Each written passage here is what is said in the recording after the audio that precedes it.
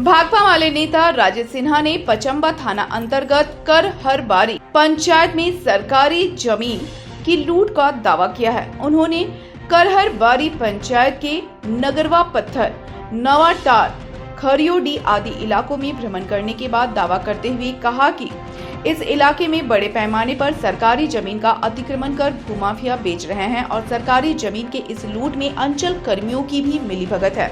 उन्होंने कहा कि इस मामले को जल्द ही गिरिडीह उपायुक्त के समक्ष भी रखेंगे और इस संबंध में ज्ञापन सौंपकर जांच की मांग करेंगे।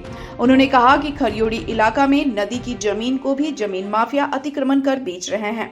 सूत्र बताते हैं कि करहरबारी पंचायत में सरकारी जमीन की हेराफेरी में एक सफेद पोस्ट नेताजी का सीधा जुड़ाव है। राष्ट्रीय पार्टी के अध्यक्ष रहे नेताजी फिलहाल गठबंधन के सहयोगी हैं।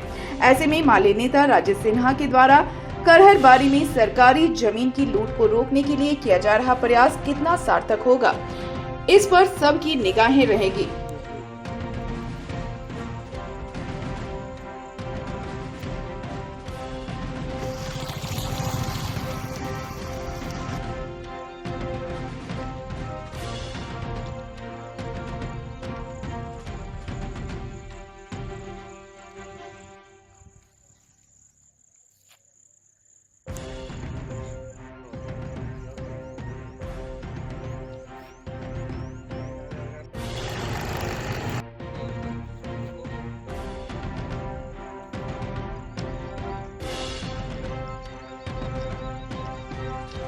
ये करहरबारी पंचायत में एक शिकायत आई थी कि जो इस छुछुंदरी नदी है उसके आसपास में जो नदी आप देखते होंगे बख्शी डी के पास से जो अभी अतिक्रमण को हटाया गया था और उस एरिया का हम थोड़ा सा और आगे बढ़े तो यहाँ देखें कि जो कई ऐसे जो जीएम प्लॉट है जहाँ पे सरकारी भवन होता है या सरकारी योजनाएं वाली जो बात होती है उस जगह को भी घेरा जा रहा है।